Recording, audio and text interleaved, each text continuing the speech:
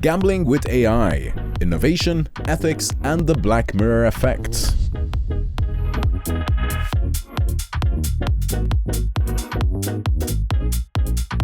All right, hello, everyone. I hope you're all well. I hope you're excited for this panel as I am. As previously introduced, I'm Chris Galloway. I'm head of iGaming product at SumSub. And with me, I have Sharon, Jaguar, and Kush. I will let you guys introduce yourselves one by one to kick us off. Sharon, I'll let you go first. Hi, I'm Sharon Schwierup. I'm a senior associate at Camilleri Preziosi, law firm. We're a multi-tiered firm, and I specialize mostly in digital innovation and digital technologies and disruptive technologies as well. Sharon, just speak up for me a little bit, like you're angry at the microphone. I have no problems doing that. Yes, that's perfect. Thank you. Kush, over to you. Hi, everyone. My name's Kush Desai. I'm the founder and CEO of Source Code Lab. We are platform providers and game providers, and we've been recently tinkering with AI. Super. Hi, good morning, everyone. I'm Jaguar Egal. I'm the CEO of Jaguar AI and Crypto Regulation. And what we've been doing for the last over 10 years is incorporating high-risk companies, AI included, which are AI, crypto, and gaming, licensing them, and taking care of regulation and banking. And I love that. I love AI and fintech. Thank you.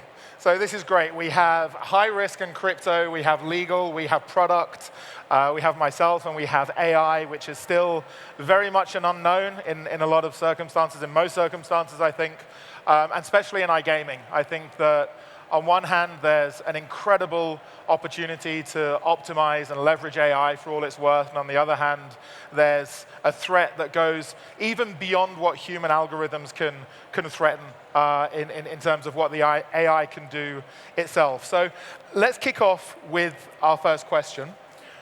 Considering the broader picture, the overall picture, and upcoming legislation, is AI the savior of iGaming, a bold statement, or the start of the industry's very own Black Mirror episode?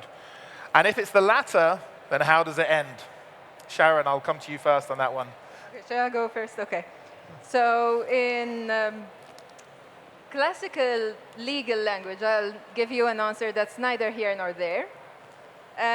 So let's talk about whether we can define it as a savior yet, or as the Black Mirror effect, dystopian effect. I think it will be premature for us. We're not quite there yet to say that we have a dystopian society because of the technology that has been rolled out so far.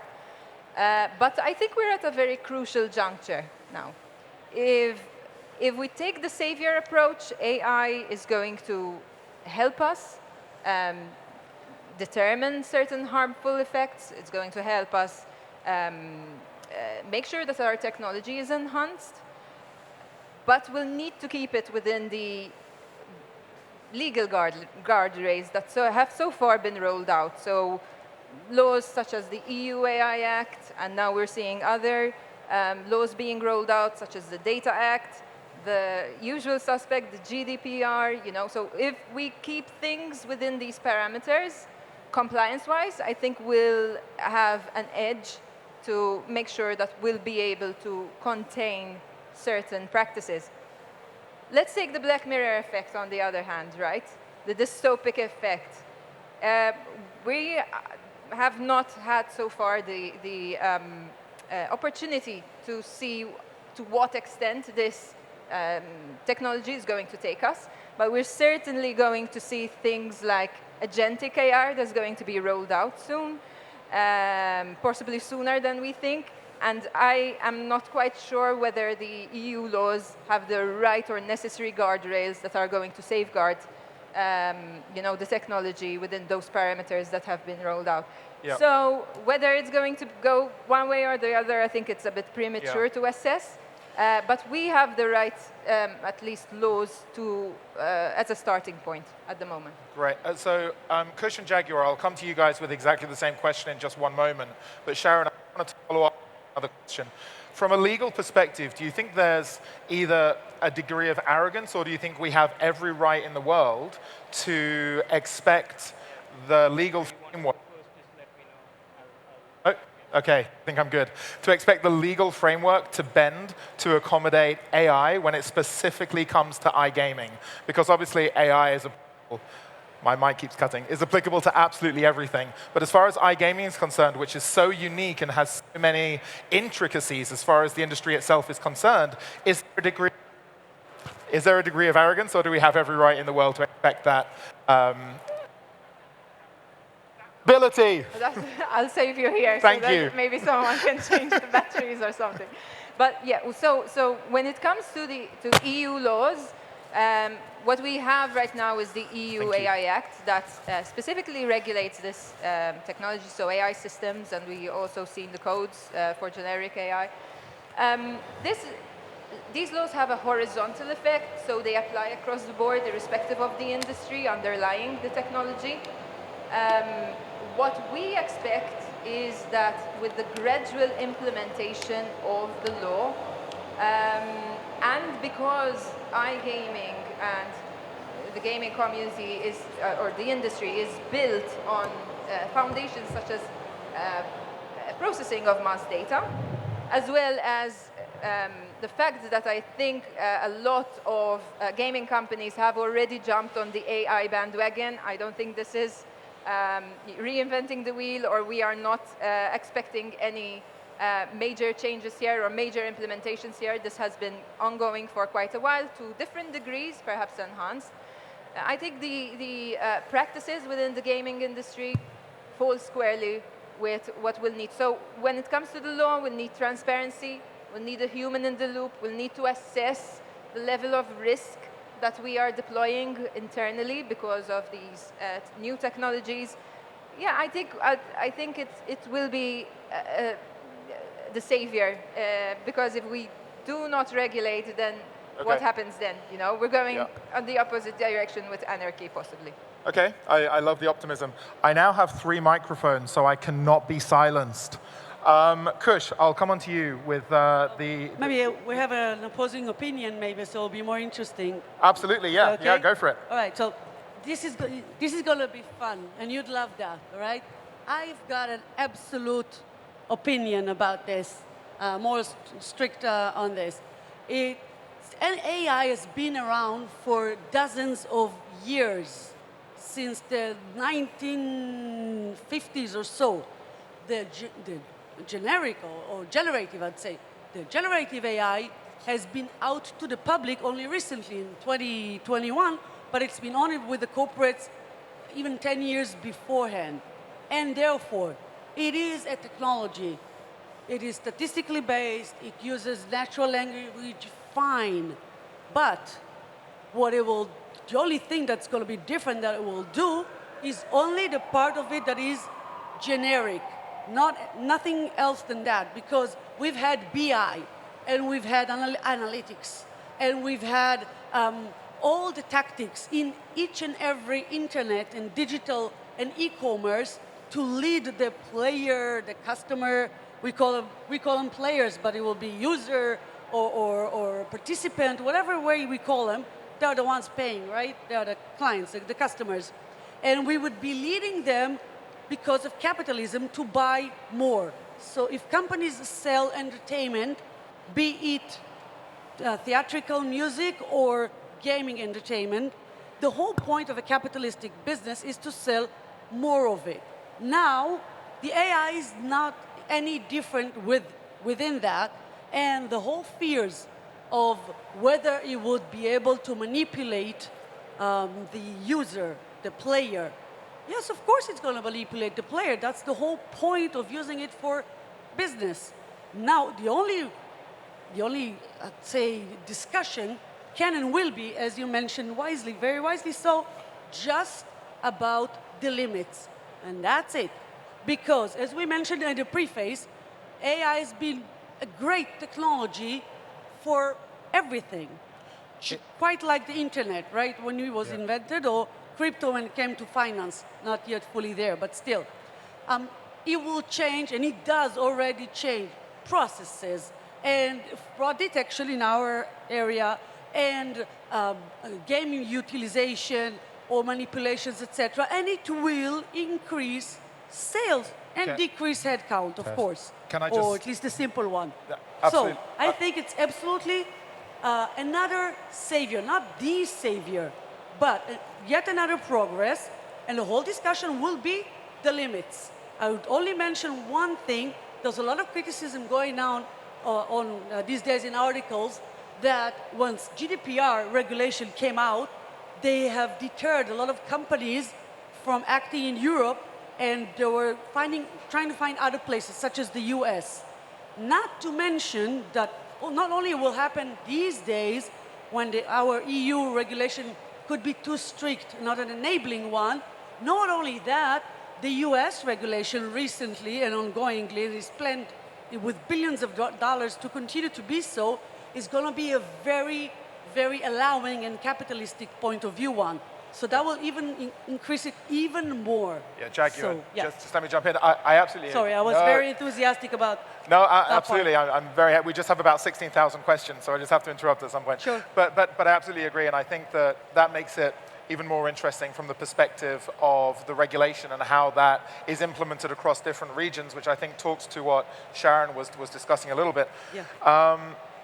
Let me come to you with the same question. Do you think that with the evolution of AI and as Jagu was hinting at, there's still very much of an unknown there in terms of how it's going to evolve, but do you think overall it's going to be a good thing, or do you think it's going to turn into a scary Black Mirror episode? So I think I think, as what Sharon said, I'm a bit more optimistic, actually a lot more optimistic about AI and its integration with iGaming. I think it's the necessary next step for this industry if we wanted to take it up a notch. But with that being said, there are a lot of unknown unknowns, right? As is with anything that's new, anything that is an innovation. We don't know where this goes. But I definitely am on the sort of positive side of things. I'm optimistic that this is going to be a good change. And I won't call it a savior, but I definitely think that AI and iGaming do have a lot of areas where they can go hand in hand. Perfect, okay. I love your optimism, and Sharon, your optimism as well. Kush, I think I'll come to you first with this next question. It's a little bit more, I suppose, intricate and product related. Personalization makes gambling feel smarter, but when does tailored start to feel like trapped, as far as the end user is concerned? Obviously, at the moment, we can refine features and products to accommodate the user's interests, but with AI, that can be taken to another level, can't it? So I think all users ultimately want a personalized experience, right? All of us watch Netflix because Netflix recommends us the shows we'd like to watch most. So I think personalization is one of the major use cases of AI. And the biggest challenge is going to be, because every B2C platform ultimately, they want to focus on user engagement and user retention, and that only comes from personalization. So I think the biggest challenge is going to be, the fine margins between personalization and manipulation. Yeah. At what point does personalization become such a compulsive loop for the users that they're sort of addicted to the platform? And that's where the biggest challenges between the regulators and the operators are going to be. That is the concern. Jaguar, I can see you smiling and nodding along. What's your take? Well, the player will feel trapped. Big news, right? But I think we should not care so much about what are our opinions, but what I mind is, or care is how to get the audience the value, right? Of what value can we bring to you? The point is, the main one would be an advice. Just let me ask, if we're bringing value, though, then in theory, the user shouldn't feel trapped, should they? Obviously, we need to give the user what they need and not what they want. That's a product. Absolutely. Yeah. So the value for us, the business players in this field, I feel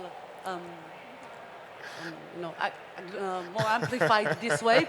The value we can get to you is, you guys, girls, you business people, go after the clients. You do what you need to do best, because that's what you know how to do best. Create platforms and applications, etc., and businesses in this. let us, the regulators, or not the regulators, the regulation advisors, such as myself, a lawyer, such as Sharon, a lawyer, and platform builders, for example, I would assume, let us cover your backs regarding the limits, the limitations, the hustles or the regulatory hustles of where are the limits. And by the way, the limits change after each court decision, new regulation, new interpretation, government interpretation of a new one. And so they change a lot, and they also change among countries.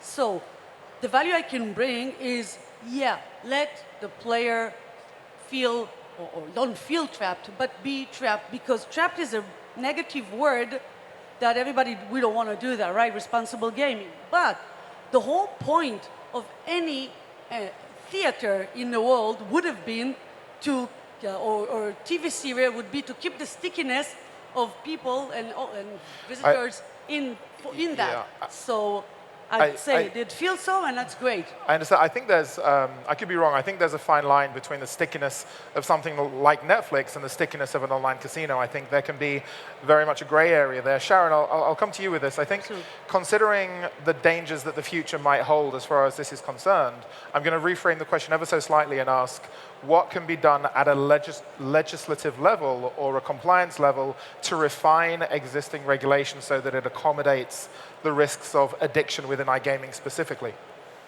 So personalization in itself is not obviously a bad thing. It's part of the product, no? And I think it feels, even from a consumer perspective, it feels very empowering. I like, being shown what I'd like to see, and I'd like to be marketed products that I'm mainly interested in, obviously without being skewed too much in one direction, but reaching a nice balance there. But what the regulation does at the moment is it already regulates personalization, or profiling. So we are not creating a new dynamic here. Just because we got the EU AI Act, it doesn't mean that this is something that started being introduced just now. No, personalization is within the GDPR, as profiling. Article 22 is very clear on what you can and what you can't do, and to what extent you would be able to, let's say, automatively take decisions about your players without human involvement, and for instance with consent as a result. The EU AI Act just adds on that added layer that after you've classified yourself, for instance, as a high risk AI system, then you would need to make sure that there is that added layer of the human in the loop. Okay. So we are not reinventing laws here. We are not rolling out new laws here. We are enhancing them, bolting on new things to cater for the digital aspect of it. That makes sense. So less panic in the face of AI and more adaptability in relation to what we already have so that it caters for AI let's as well. not create another GDPR saga and hype. I mean, we're past that. Let's be, realistic now. Perfect, makes sense. Kush, I'll come to you with this one first of all. In regards to responsible gambling, do you feel AI can balance profit with protection? Or is that really just a sales pitch? Do you think that ultimately it's the case that there's a lot more money behind AI as far as the algorithm is concerned? Or do you think that that can compete with responsible gambling as well? I think until it's done, it's just a sales pitch. Because the thing is, regulations always follow innovation, right? And with AI, it's very new. None of us know how it's going to turn out, how people are going to react to it. Even the EU AI Act, that's just starting to come into effect. I think it came into effect last year. It's pretty broad because it doesn't know how platform operators or platform providers are going to implement AI, how users are going to react to how AI works. So like I mentioned in my previous response as well, there's going to be a fine line between personalization and manipulation. So yeah, I think it remains to be seen. As of now, it's a sales pitch, but I think the regulators, operators, and platform providers need to work in tandem to make sure that it's more than just a sales pitch. Okay, that makes sense. You mentioned the EU AI Act just now, and I'm going to skip ahead just a little bit, and Jaguar, I'll come to you first on this one. It's expected to put the cat amongst the pigeons in a lot of senses.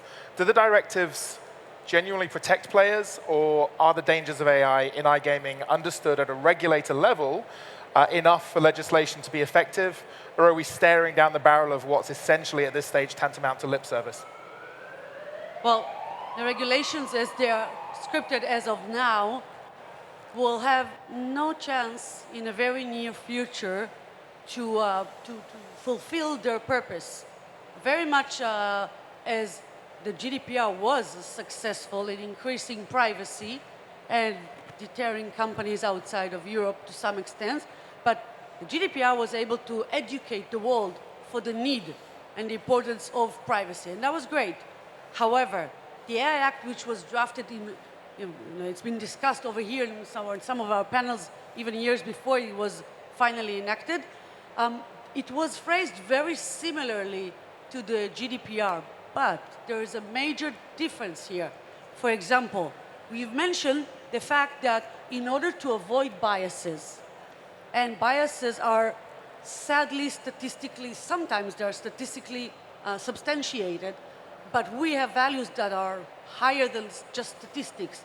So we enforce and we avoid biases, and we require a human being to overlook that or to control that.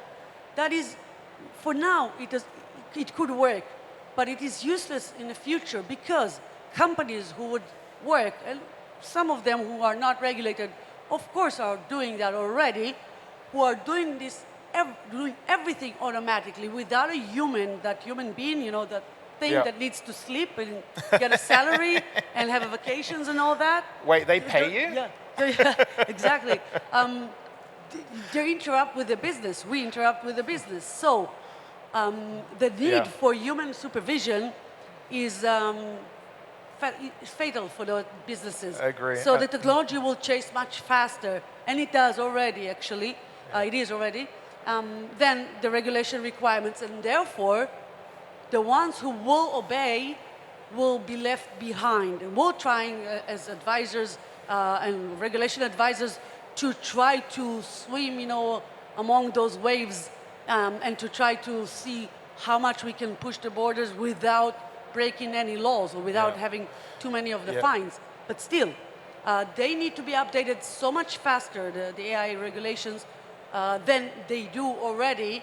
So I think what will eventually be left would be a set of procedures or interpretations which would be more temporary and more updated, and they'll come out much faster than just the general concept of the AI Act. I think that interpretations is such a scary word to so many people in this industry. Sharon, I'll come to you if you want to add anything to what Jaguar said. Well, again, I think it's early days to see what the impact of legislation is going to have. But the EU AI Act, it's nice on paper, but I think the real test is going to be the enforcement part by the market surveillance authorities, because that's crunch time at that point. What kind of teeth and with what teeth, these national authorities are going to rain down, on the industry. Because, again, the letter of the law needs to be enforced. It's nice on paper, but it needs to be nice also in practice to a certain degree. And not to mention also the exorbitant fines that have been once again threshed out, together with the GDPR fines mix. We're going to need a lot of technical expertise here to support the legal aspect as well. Is there any legal anxiety that the regulators might take too long to catch on to the technological side of things before relevant action is taken? Well, the difficulty that we're seeing here is that this requires an effort within a cross-section of the industry. So it's not just the AI responsible regulator that needs to be up to speed with AI. It's also the MGA in Malta, for instance, the gaming authority, that will also need to be sensitive to this area as well and to this technology as well. It is also the data protection authority now that has also been shouldered and burdened with the data protection aspects within the AI context. So it needs to be a concerted effort, whether all these authorities have the necessary expertise to know exactly the technology is a question that would probably be better left to the technologists and the technical people. Absolutely agree. That brings us to the end of our panel. It feels like this time has gone by in the blink of an eye. I have another 7 or 8 questions that I didn't get around to asking, but Sharon, Kush, Jaguar, you've been fantastic. Thank you ever so much. Hopefully one of my 3 microphones is still working, but could I please have a hand for these 3 amazing panelists? Absolutely, and thank you, Chris. Listen, I'm just gonna...